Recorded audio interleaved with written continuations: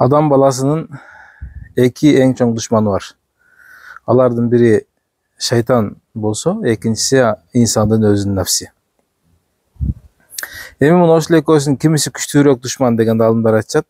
Албетте инсандын өзүнүн нафси күчтүүрөөк душман. Анткени шайтан бисмилла деп койсо, же ауду биллахи минаш шайтанир рожим деп койсо, ал качып жок болот, андан кутулса болот. Ал эми нафси болсо, ал нафсини тарбиялаш керек, күрөшүү керек. Кыскасы, нафсини жеңүү үчүн ал инсан бир канча машакат кылыш керек болот деди. Ал эми мына ушул үстүбүздө турган Рамазан айы, орозо күндөрүндө инсан үчүн эң чоң мүмкүнчүлүк өзүнүн нафсини тарбиялоого.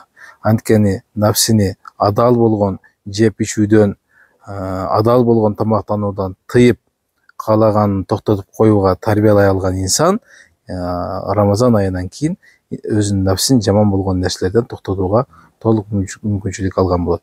Аллах таала мына ушул Рамазан айын бул жана бул сыяктуу толтура жакшылыктарына ээ болуп, Аллах таала өзү ыраазы болгон деңгээлде өткөрүүнү насип кылган болсун.